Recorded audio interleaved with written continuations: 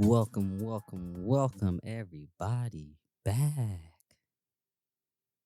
to another episode of the Lesson Plan, your go-to podcast for transgender history. As always, I am your host, Mari, and I'm happy to be back. Let me just say, first, I apologize. The reason why is because, as you all may know, I told myself in the last episode that I would still be doing a podcast while I'm running into the streets and traveling for work-related things, and that did not happen. The reason why that did not happen is because I left my equipment behind. So, bad job out of me for leaving it, and I had to go and retrieve it, and with that, resulted in weeks of you all not being able to get new episodes. So I'd like to apologize because it was a promise that I know I wanted to keep. And I didn't want to give y'all like terrible quality from like my phone. I didn't have all my normal gadgets and gadgets with me. I left it at one of my other locations, so it was like stuck. So unfortunately, I wasn't able to record, but now I'm back, and I'm happy to be back because, man, have I missed giving y'all something that I'm learning along the way. So, like, while I was gone, I've been doing a lot of reading. I've been attending some conferences. I've done some panel discussions, some talks and things while I've been out. So I learned so much over the last couple of weeks since I've been gone. And I am excited to kind of put these practices and things that I've learned into this podcast, but also into like my everyday stuff while I'm in school. So I'm happy to be back, happy to share, happy to, like I said, incorporate these new skills and tools that I've learned and investigated that I've learned. It came about. So as I always like to do, I like to welcome my new and returning listeners. So if you are brand new here, welcome to the Transatlantic Plan podcast. This podcast is not just about history, but it serves as a platform for education to provide you, some topics and insights about the transgender community. My goal, as a scholar, researcher, is to, an educator, is to inspire understanding, promote inclusivity, and I continue these conversations about the transgender community and issues, to give you something to further learn about. So just a heads up, each episode is intentionally designed to be concise yet comprehensive. So it's only about 15, 20 minutes normally. Get you something to start with, and I want you to continue to learn at your own time. Learn more along the way. So that's what this podcast serves as. So welcome. If you are a returning listener, thank you for continuing to support the podcast. Obviously, while I was gone, like I said, since I couldn't do any episodes, I was actually able to look at the analytics. And man, a couple of weeks that you all have done a fantastic job in somehow spreading the podcast. Like I said, I for those who are new here, I don't. It's not that I don't want to, but I haven't had enough time to do a lot of the social media aspect, excuse me, of my work because I am so busy. So a lot of this is normally I always share my podcast and I do presentations and talks, etc. But I also I guess it's more word of mouth from you all who listen to the podcast and who decide to share it. So I just thank you all so much for my return listeners for continuing to support and share this resource out with as many people as possible while I'm figuring out the whole social media thing. So thank you so much. Before I get started to today's topic, and I'm sorry I'm rambling for so long, but what I want to share with you all is that an important update that I'm going to be doing within the next couple of weeks. The first one, not really the first one, it's really the only one, but to share, for those who are new here, I started this podcast back in 2021, late 2020, 2021, early 2021. And the podcast was something that I thought of on a split decision on the top of my head, and I didn't really put the proper measures in place to make sure that this podcast is as thorough as I would like it to be. I was young, early in my transition. I was excited because I was like, there's nothing else out there like this. So let me make sure I have something out there like this.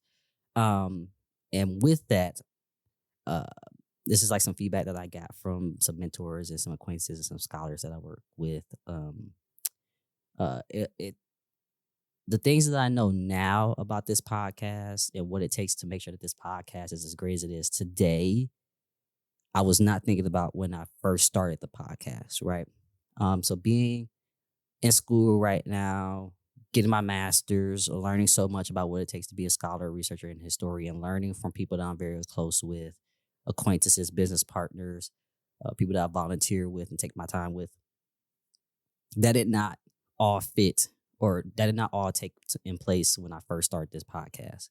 So, what I'm going to be doing moving forward is the first thing I'm going to be doing is redoing season 1, and I think either half or most of season 2.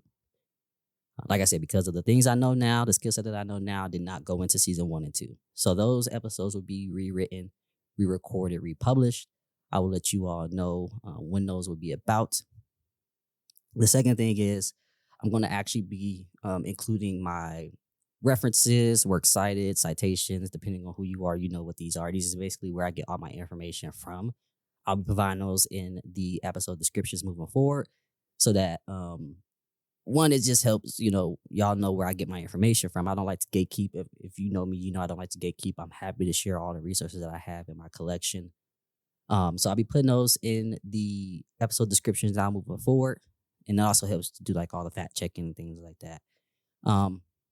So those are the kind of like the two changes that will be happening. Like I said, season 1 and 2 will be re-recorded, republished, updated, and then like I said, moving forward, my citations will be within all of my episode descriptions moving forward.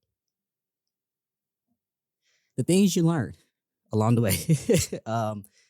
That took up half this episode. So this episode might go more than the general 15, 20 minutes that I normally like to do. So I apologize in advance. But I had to get those out for you all before I continued with this episode. So let's get into today's topic, actually. So today, we're going to be talking about Casa Susanna. So if you've never heard of Casa Susanna, obviously this is what the episode will be about. But to kind of give a general synopsis of it really quick, it's really just a location, a safe haven, really, for individuals of the trans identity and experience to be able to explore their identity at any time, especially during a time when it was actually illegal within the United States. So that's going to be today's topic. So now you can finally sit back, relax, and let's get into today's topic of Casa Susanna.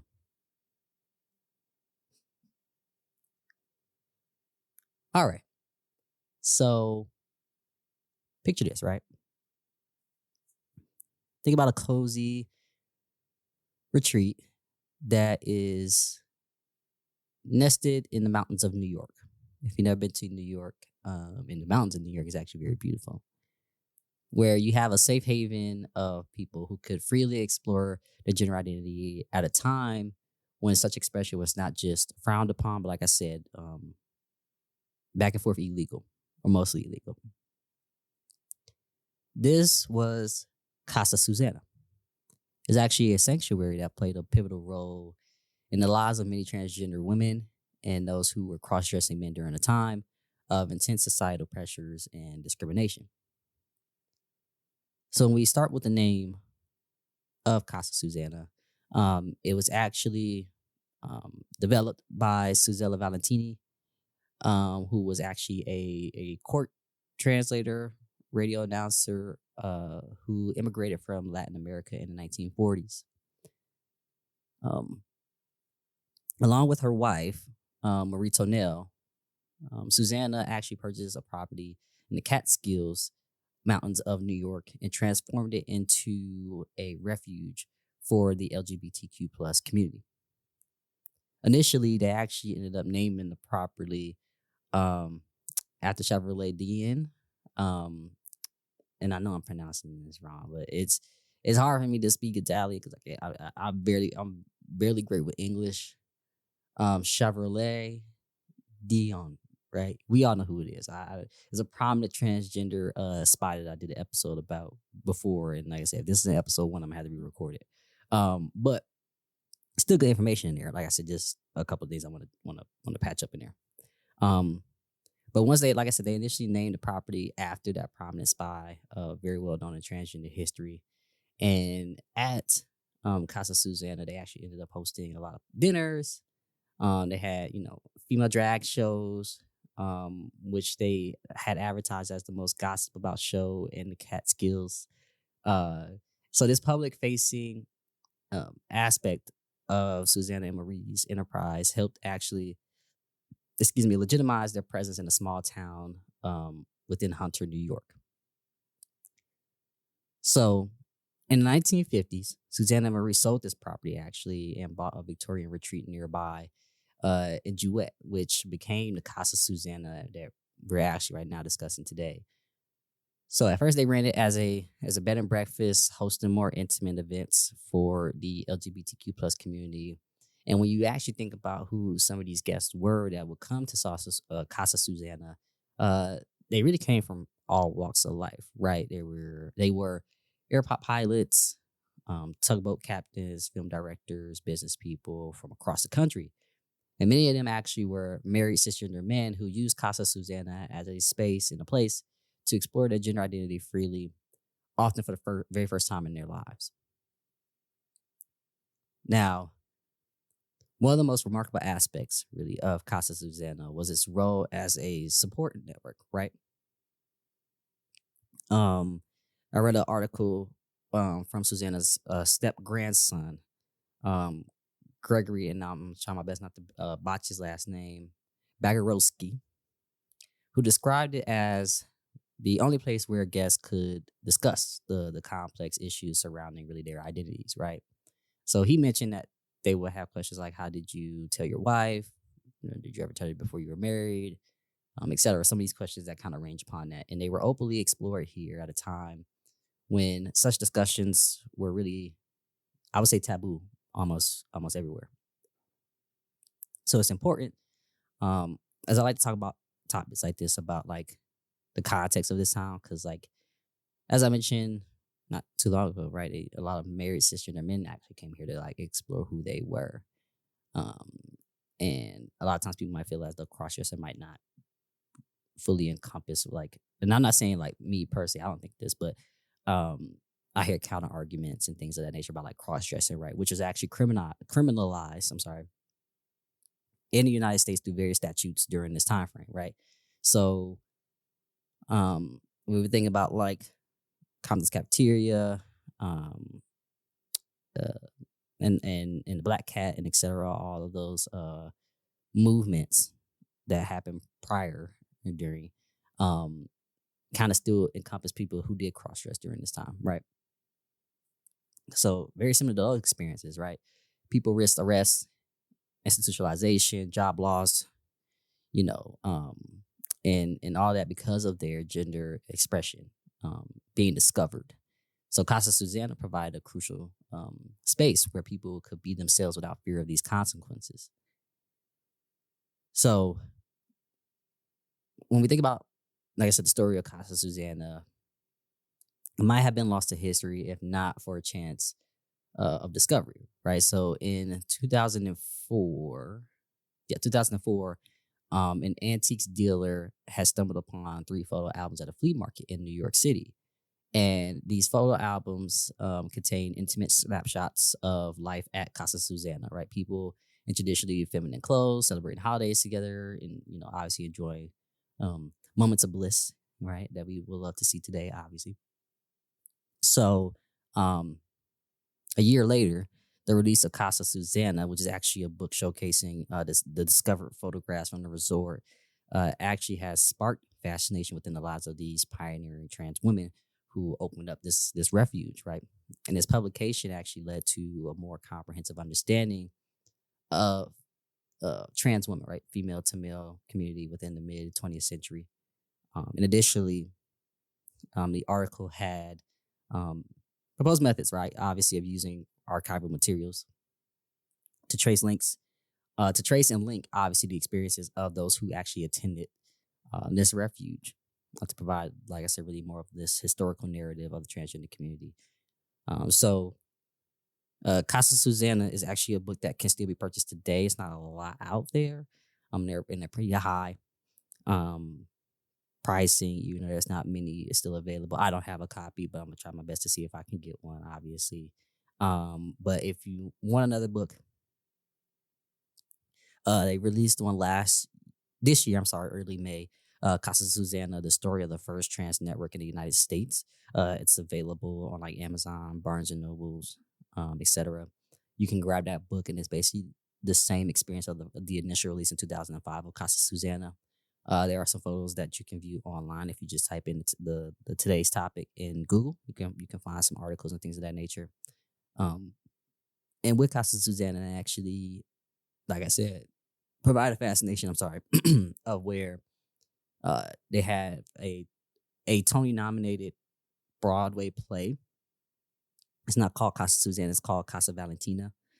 Um, and they recently released a documentary that premiered on PBS back last year in June regarding the history and the story of Casa Susanna. So if you want to check that out on PBS, thoroughly recommend watching it. It's pretty quick. It's a pretty quick watch. It's not nothing too long. But I think you would absolutely love to hear the story of how the origin story and also the impact that it had on the community. So as I always like to do on my podcast is, talk about kind of like lessons learned and things of that nature here if you're new. But when we think about the story of Casa Susanna and its resonation on transgender history and activism today, the first I want to talk about is really like the power of safe spaces, right? And we all, and if you're in the community, you know the importance of safe spaces. If you're an ally, this may be your first time kind of getting a sense of why members of the trans experience love to find um, what we like to call houses um, or safe spaces, like I said, second families and things of that nature, is because what Casa Susanna actually demonstrated was the vital importance of having secure environments where individuals can express and explore their identities without fear. And as people with trans experience, if you don't have people surrounding you, we want to look for something like that as well.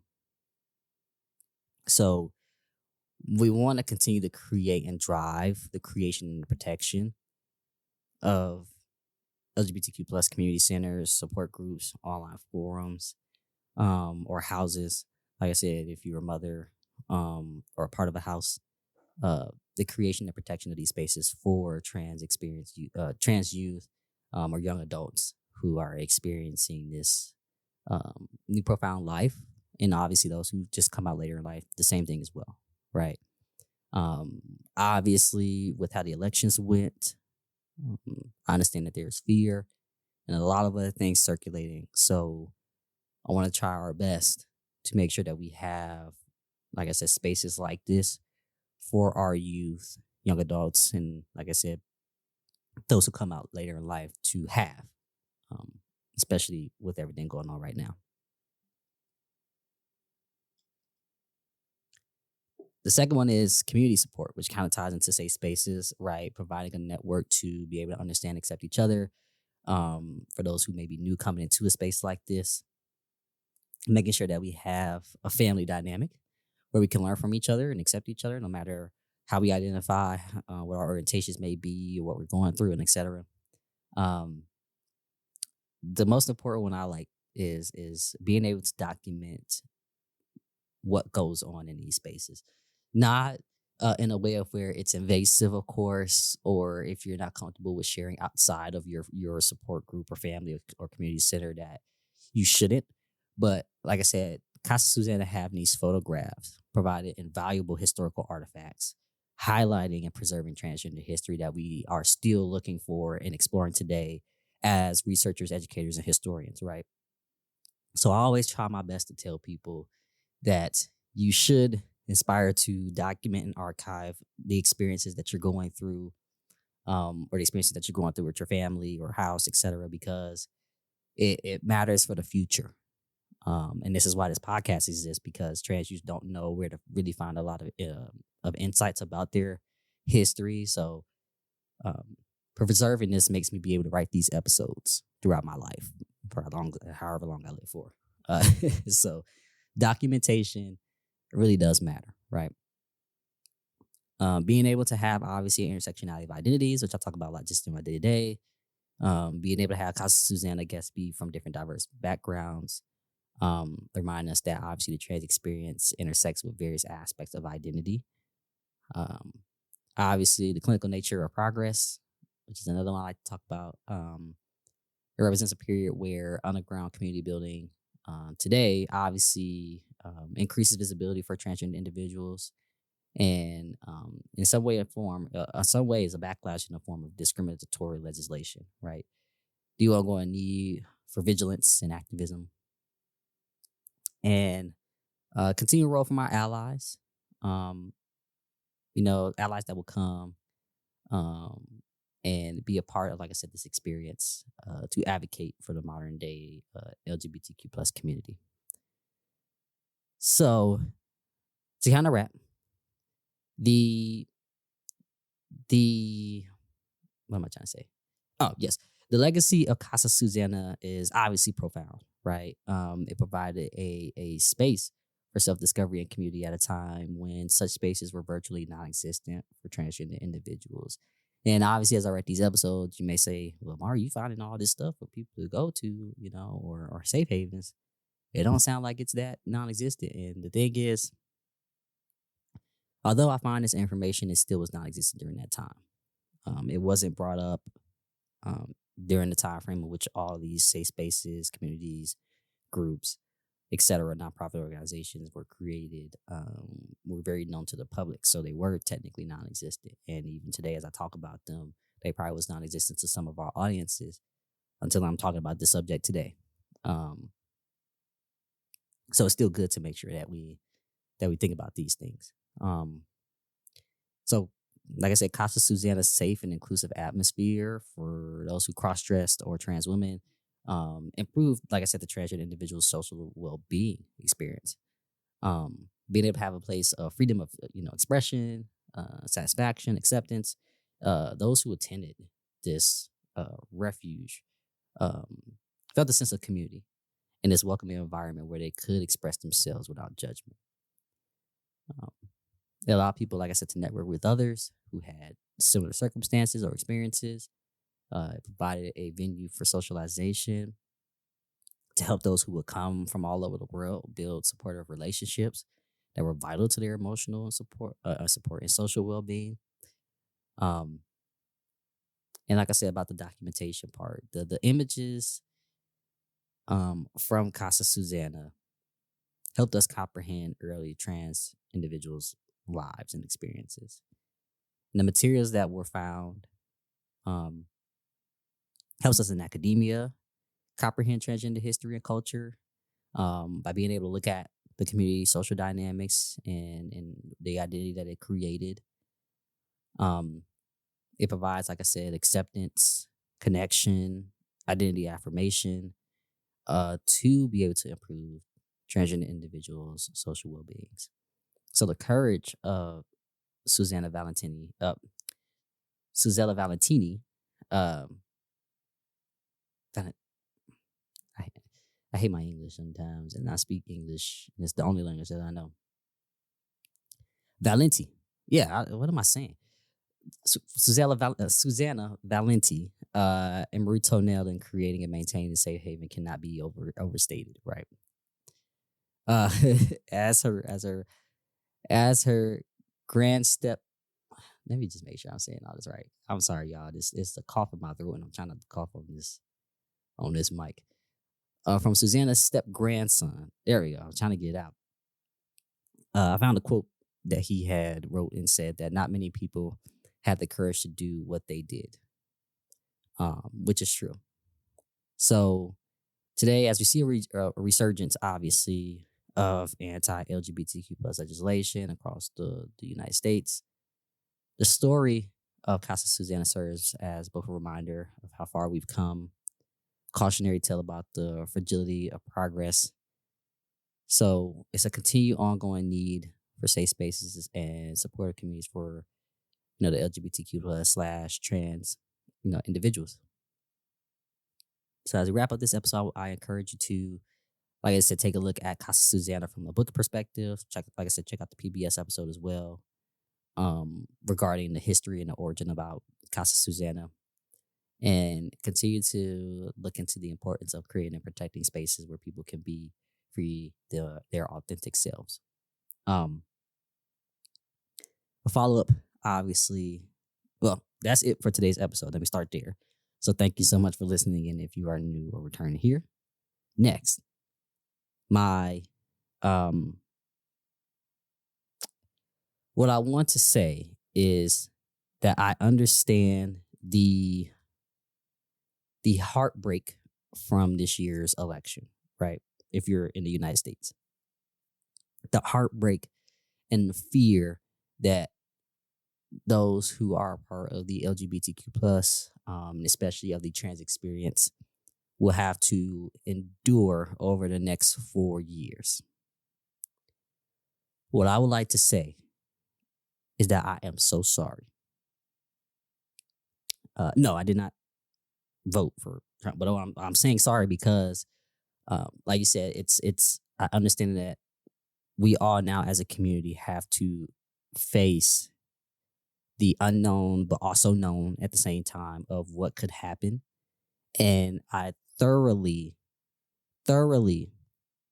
want you all to please find a space where you are safe. I still want you all to, if you are part of the trans experience or part of the community, to express yourselves in the best way you possibly can. Also, like I said, just make sure that you're extremely safe with your surroundings. Nowhere really is safe for all of us, to be completely honest with you. I know people say that they might want to move out the country, which I will support. Of course, I don't want you all to feel as though you can't find a space that works best for you, no matter where it is in this world. But before you do that, please make sure you do your research. If you are going to step away from the United States for a little bit, please use the very, very well known support lines or support areas and sites, etc. The Trans Lifeline, of course. HRC has been discussing their providing resources and links, pages, chats. The Trevor Project too, as well. All that good stuff. Make sure that you are very aware of some of these resources. I will provide them in the episode description as well, just in case you need them. Please copy and paste them, put them somewhere in an iPhone notes or notebook, etc. Because I understand that these next 4 years is not going to be easy at all. So I want to make sure that those who are listening, and if you're an ally, please share these resources with people that you may know, whether it's work, school, etc. That I'm going to put in the episode description, because it's going to be long. It's going to be draining. It's going to be scary. And I want you all to know that we will not give up.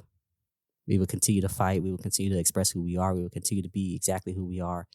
Just make sure that you put safe spaces, safety precautions, whatever you have to do to protect yourself and the identity that you represent. Just as a heads up, that's what I want to say. To close, as always, thank you all for listening to today's podcast. I'm sorry that I had to end it technically on a sadder note than I did at the beginning. But thank you all for listening to today's podcast. As always, you can follow me on social media. My personal page is at mariiiwrld. That's MAR3IS WRLD. If you want to follow the Transatlantic plan, you can follow us on Instagram and Twitter as well. I'm working on the Patreon stuff because I got to get that up too as well. It's up, but you can apply for like the free version right now until I get everything together. With that, so you can see the insides about what I do for research and all that good stuff. And I will be back next week, just as a heads up. I will be back next week. That you will still be getting the episode next week, just to let y'all know. But I thank you all for listening to today's episode. Like I said, I am so happy to be back. I'm so happy to give y'all another episode next week. I hope you all have a great rest of your Sunday. Please do something that makes you happy, relax, get some self-care, etc.